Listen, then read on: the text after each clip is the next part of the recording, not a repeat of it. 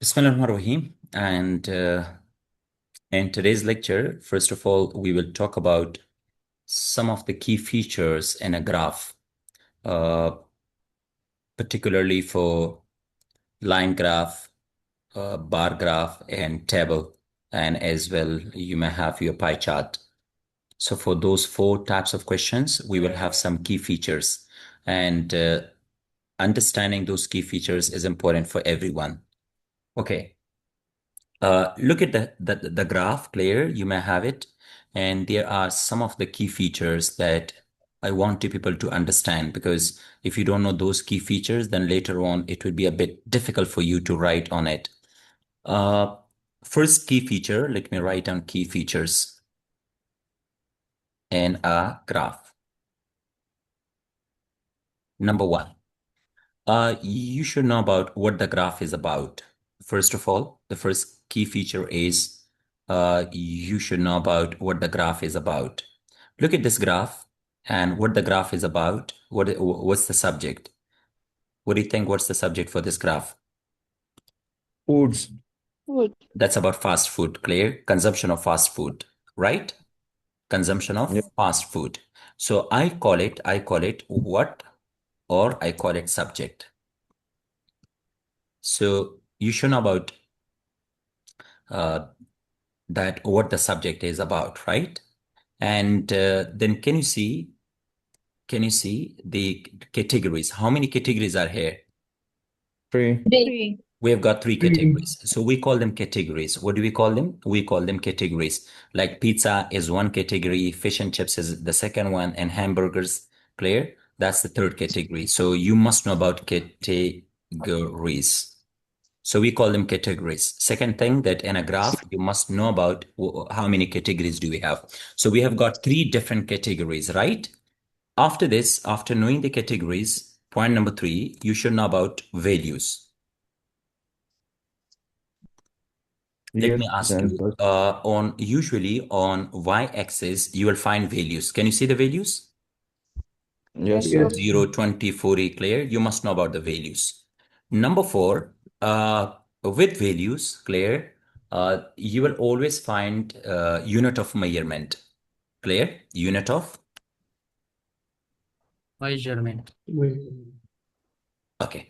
Now, can you see the unit of measurement, Claire, that you can find? That's number of times eaten per year. That's called unit of measurement. Okay. Then after this, number five, you will also have, Claire, number five about timeline. We call it timeline. So I call timeline when. What do I call it? I call it when.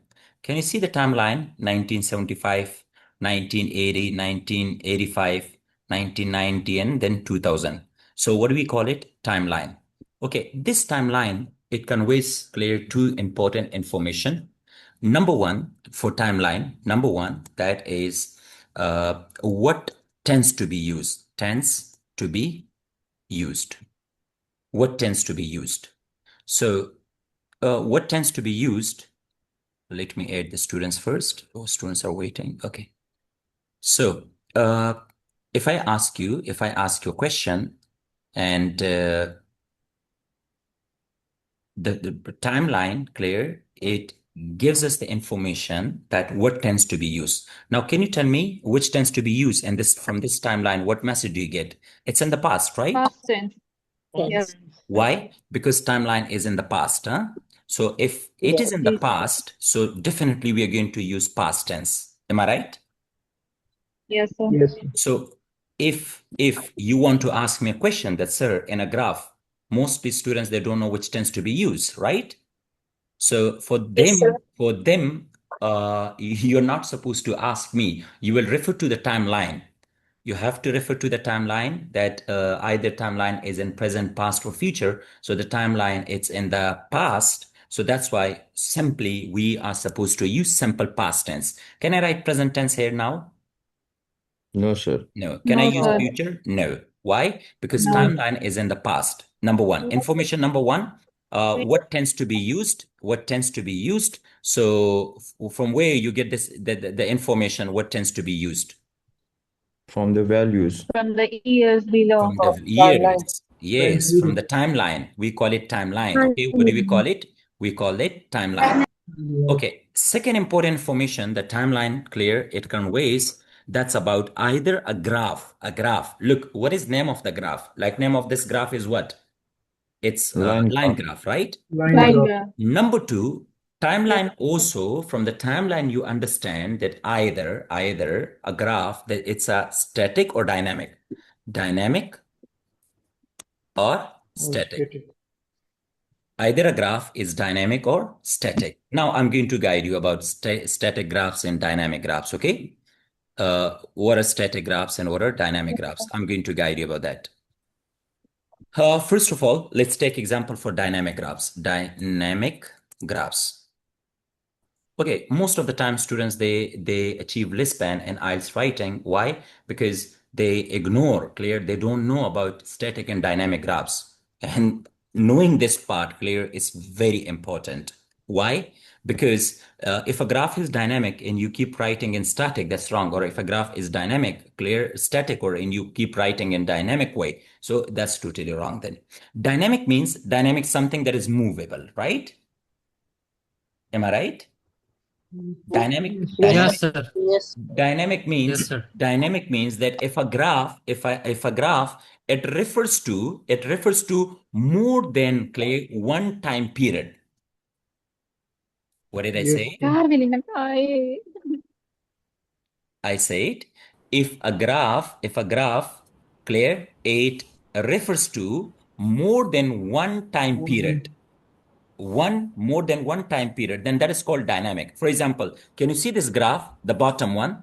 We have got 1975, then we have 1980, Yes, sir. 1980, and etc. So don't you think like it refers to more than one, clear, time period? So if it refers to more than one time period, so this is called what we call a dynamic graph. What do we call it? Dynamic graph. graph. So and if a graph is dynamic, it means we can talk about increase, And decrease, decrease. or we can talk about stability. Okay. What did I say? If a graph is, clear, dynamic graph. So in dynamic graph, we talk about the increase, decrease, or stability. Okay? If a graph is static, graph, my God. If a graph, there is static graph. So for the static graph, you should know about, it refers to a single point, a single time period. Single time period. For example, single time period means, clear, 2000. Only, like if a graph, that's only for one time period. If it refers to Yes, only sir. one time period, yara delta class wale yalta ta suppal discussion ka yada mic per mute ke sath ai kana. If a graph, it refers to only one time period, a single time period, single point, then we call it what? We call it static. Graph. Or if a graph, in a graph, there is no time period at all. Like you won't find any time period. For example, a graph, clear, you will find a graph that it doesn't have any time period. So if there is no time period, clear, we call it static graph. No time period means static graph. Look, what did I say? I told you two things. Number one, if a graph, it refers to 1 year, a single time period. Or if there is no time period, then we call it what? Static graph. If a graph, it refers to a single time period, for example, 2000, 2000. So then you do understand it's in the past. It's in the past. So I can write past tense. But if there is no time period, when there is no time period, always use simple present tense. Simple present tense. If there is no time period in a graph, so that graph is static graph, number one. And then the tense we are going to use, that will always be what? Which tense we are going to use? We're going to use simple present tense. Is this clear? Yes. Okay. Yes. After this, static graph, we never use increases or decreases. We do not use no increase or decrease, Neither decrease. or no increase or decreases. What actually we want to use in static graph? In static graph, we want to show clear differences, similarities. Clear? We show similarities. We talk about the highest. We talk about the lowest. We talk about clear the peak. So anything clear, we will talk only about the differences. We never want to talk about anything clear, anything about the increases or decreases part. Is this clear? Yes, sir. Okay. So now I told you timeline, it conveys two important messages. Number one, what tends to be used. Number one. And number two, the second point is about either a graph is static or dynamic. If a graph, it represents more than 1 year, clear, so it means that is called dynamic graph. If it represents a single time period, then it's called static, or no time period static. So can we talk about the increases or decreases in static graph? No. क्यों नहीं है? No. Because No. क्योंकि हमारे पास एक point है, तो एक point है तो स्टैटिक है ना, क्योंकि इसमें मूवमेंट है ही नहीं, तो इंक्रीज तो मतलब इस चीज से आ सकता है कि मेरे पास 2 पॉइंट्स हो, तो एक पॉइंट से इंक्रीज हो कि दूसरे पॉइंट पे डिक्रीज या इंक्रीज हो सकेगा, राइट? लेकिन अगर हमारे पास कोई है ही नहीं, कुछ है ही नहीं, so then we can't say about increases और decreases. Is this clear? Sir इसमें टाइम पीरियड मेंशन नहीं Yes, sir. करेंगे ये स्टैटिस्टिक में, जो स्टैटिक है उसमें. मैडम जी, स्टैटिक में मैंने कह दिया कि 1 साल के लिए होता है, that might be only for 1 year, और नो टाइम पीरियड. बिल्कुल टाइम यस हो गया ही सर. नहीं. अगर टाइम नहीं है तो मतलब स्टैटिक है, और अगर 1 साल के लिए है तो वो भी स्टैटिक है. Yes sir. अच्छा जी, तो हमारे पास अब कितने पॉइंट्स हुए? Now we have enough points. After that, next point we have number 6. I'm going to guide you now about point number 6, which is very important for you all. That's what we call how. मैं क्या कहता हूं इसे? I call it how. अब how को थोड़ा समझना है आप लोगों ने, ठीक है? Next point, how. Point number 1 was word, categories, values, unit of measurement, timeline. और then now I'm going to talk about how. How से मेरा मतलब है trend. How से मतलब मेरा क्या है? Trend. Trend से मतलब मेरा क्या है? Movement. Trend से मतलब है मेरा movements. Mom. अब मेरी बात सुने. एक ग्राफ में 3 तरह के मूवमेंट्स हो सकते हैं और ट्रेंड हो सकते हैं. कितने तरह के हो सकते हैं? Three types. Either that can be an increasing trend, मतलब इंक्रीज हो रहा है ना, number 1. Yeah. Number 2, decreasing trend. और number 3, Or stable. stability. 3 तरह के मूवमेंट्स हमारे पास हो सकते हैं. अब मेरी बात सुने.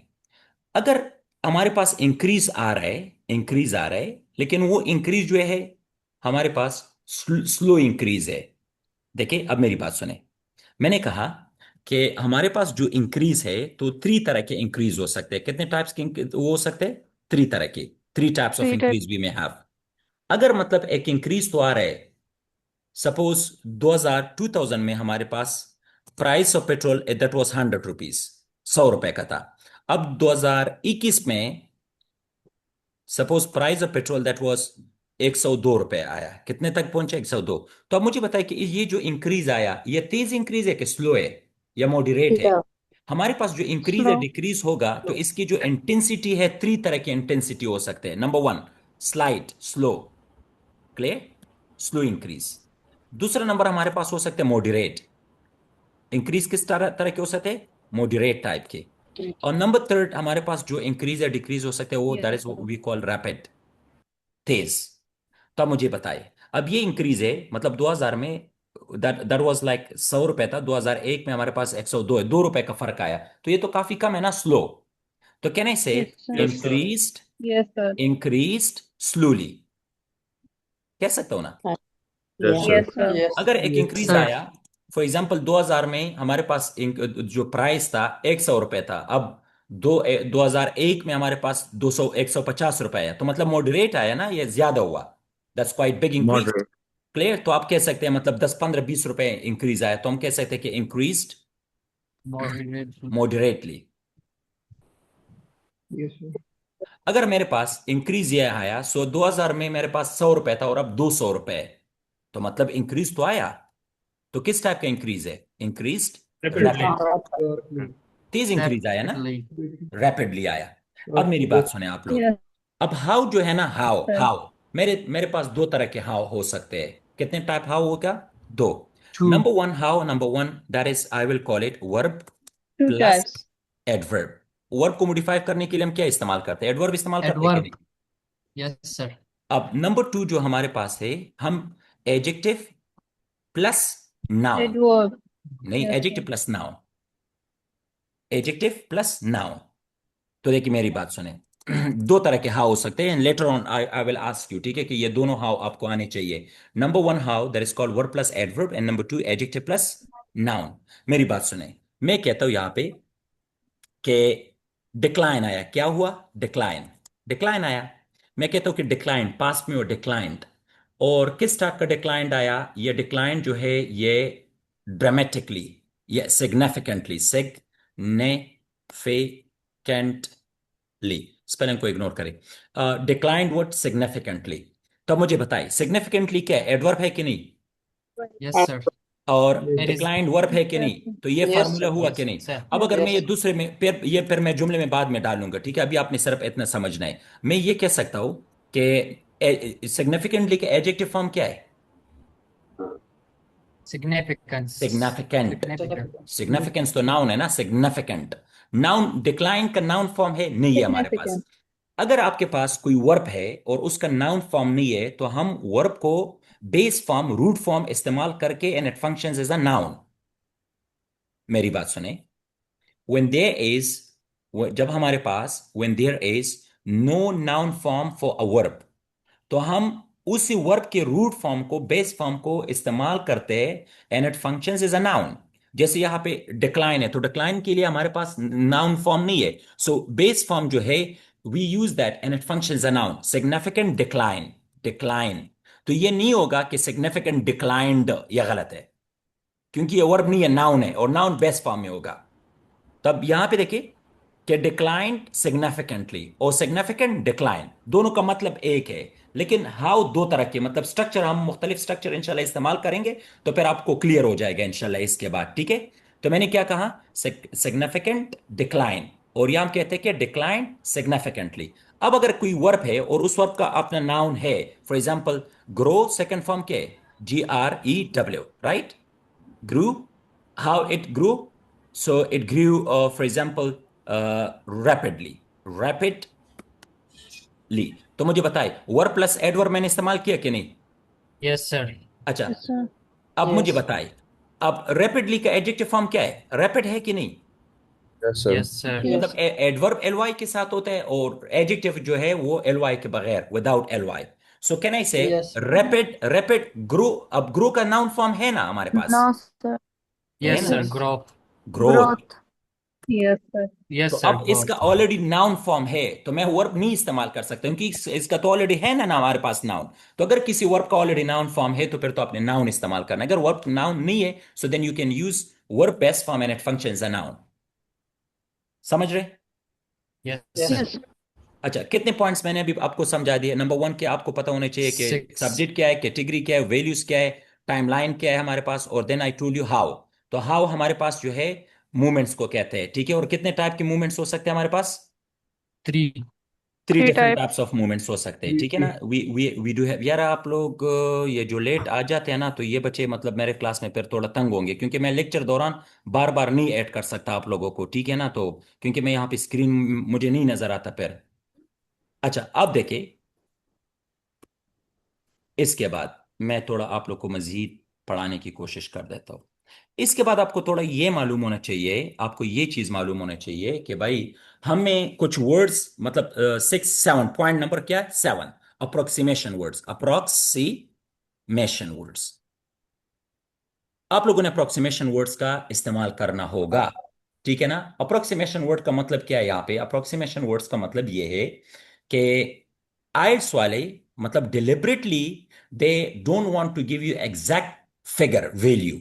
सपोज मेरी बात सुने, 50 जो है ना 50, अब एक फिगर आपको मिले 50, तो 50 यहां पे 50 लिखा है, लेकिन वहां पे जो मतलब टचेंगे आपको 50 नहीं लग रहा, 48 लग रहा है या 47 लग रहा है, ठीक है ना?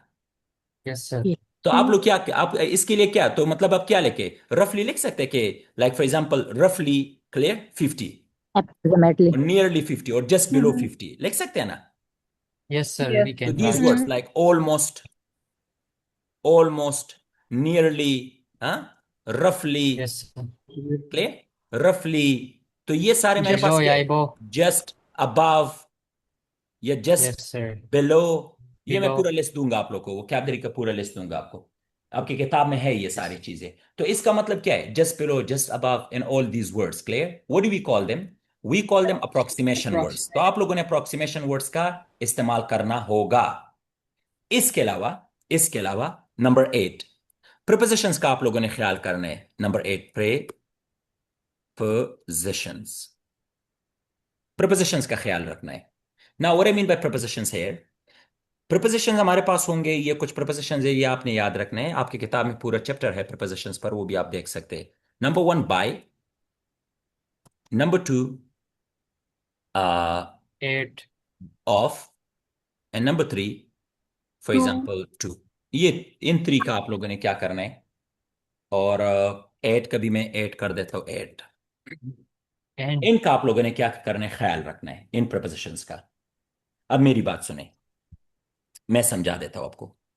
जो प्रपोजिशन है टू, टू, ये हम हमेशा फाइनल वैल्यू के लिए इस्तेमाल करते हैं। फाइनल वैल्यू किस चीज के लिए इस्तेमाल करते हैं? Final value. for अब 5. फाइनल वैल्यू से मेरा मकसद मतलब क्या है? फॉर एग्जाम्पल पहले पेट्रोल की कीमत था 100, अब पेट्रोल का जो कीमत है वो है 250 और 150। इन दोनों में फाइनल वैल्यू कौन सा है? 150 है कि कौन सा 150 सर। फाइनल? 150। Yes. तो मैं क्या 150 कहूंगा? 150. टू 150. 150। Yes, sir. समझ रहे? अब Yes.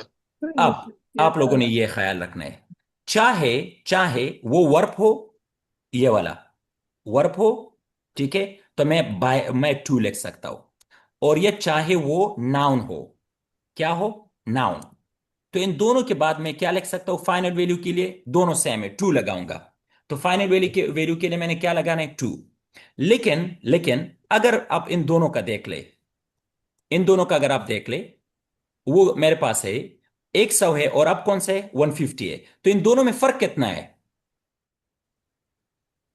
50 50 का 50. फर्क है ना, 50 का। तो Yes, अब sir. Yes. इसके दौरान देखिए, आप अगर 50 का फर्क मतलब the difference between two values लिखना चाहते हैं, डिफरेंस बिटवीन, तो फिर मैंने बाय लिखना है। क्या लिखना है? बाय 50। प्लीज तो वर्ब बाय By को, 50 50. या अगर डिफरेंस बिटवीन टू वैल्यूज आपने मेंशन करना है, फाइनल वैल्यू नहीं, तो वर्ब के बाद मैंने क्या लिखना है? वर्ब के बाद मैंने बाय लगाना By. है।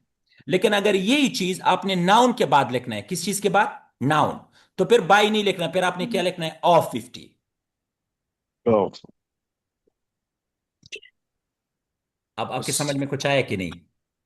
ये नाउन का थोड़ा सा एग्जांपल दे सर। मैं इस मैं मैं तरह मैं लिख वो देता हूँ। Let me write down here examples, ठीक है? मैं आप लोग को एग्जांपल देता हूँ, मेरी बात सुने। For example, the price of petrol increased significantly by approximately, for example, 50 rupees per liter in 2026, for example. अब मुझे ये यहां पे देखें, the price of petrol increase significantly. अब ये मुझे बताए हाउ है कि नहीं,